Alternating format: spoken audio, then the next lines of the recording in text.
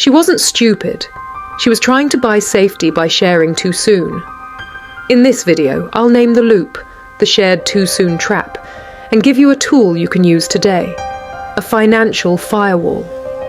Because when fog meets fast sharing, the result is predictable. Relationship goes to zero, money goes to zero, and you feel emptied out. Here's a boundary sentence you can steal right now. I don't mix money with someone I can't verify. Stay to the end. Comment firewall, and I'll give you the financial firewall plus the self-trust checklist. She's in her 50s, a university professor, and she owns her home. She lost 2 marriages, and then she lost $144,000 to a romance scam. He was more than 20 years younger, and she still called it destiny. And when the money left her account, she stayed calm.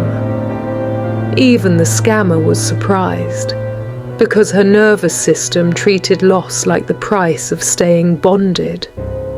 This is based on a real case. Certain details have been changed to protect privacy. Here's the pattern. Most people think the problem is, she trusted the wrong man. That's not the root. The root is a survival strategy.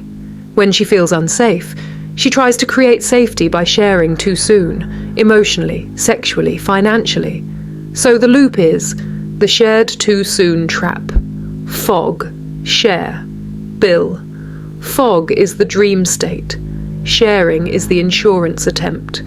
The bill is what reality charges for trying to turn a feeling into a contract. Fog doesn't look like danger. It looks like destiny. Red flags get renamed. Secrecy becomes privacy.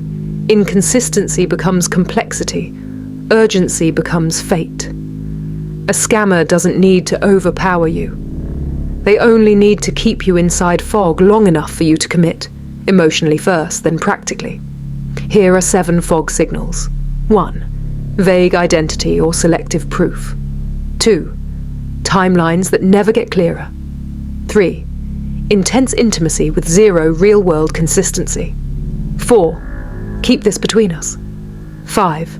Urgency that pressures you to act now. 6. Emotional highs paired with practical fog. 7.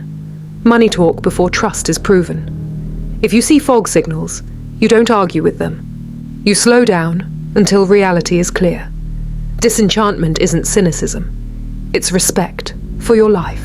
For her, intimacy isn't only emotion. It becomes a contract. Shared money, shared responsibility, shared consequences. Even sex can become proof of safety, which makes betrayal feel like a system crash, not just pain. And once it becomes a contract, she endures, even when the terms are unsafe. She thinks endurance is love.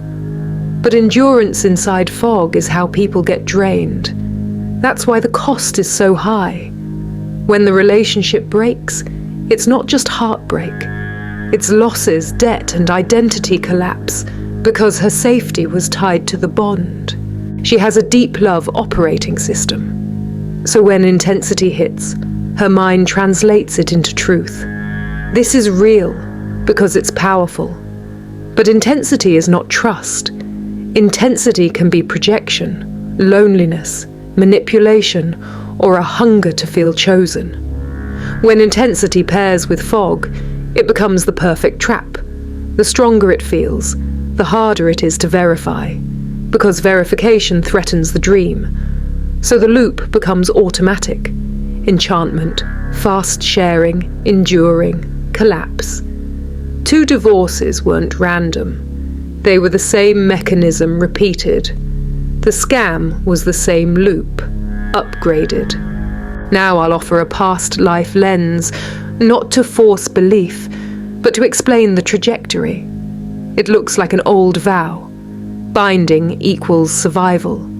Not romantic. Survival. A memory of being the responsible one, the hidden one, the one who holds everything together.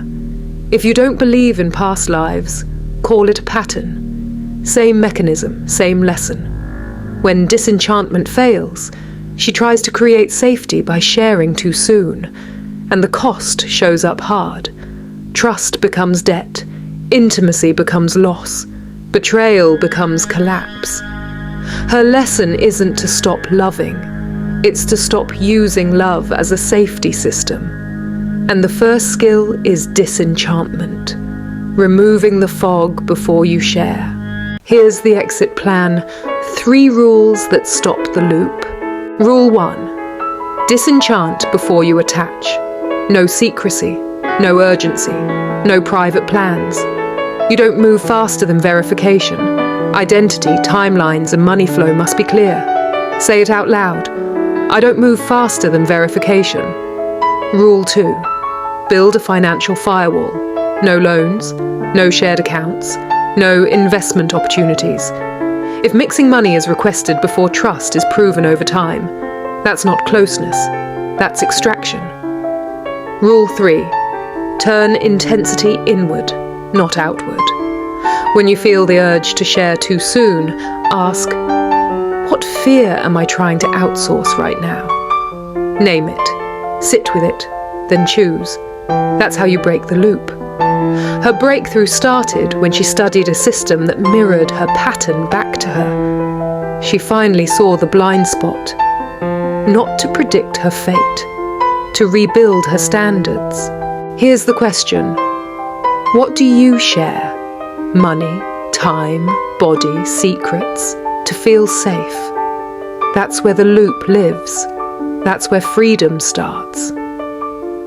Comment firewall, and I'll send you the financial firewall, plus the self-trust checklist.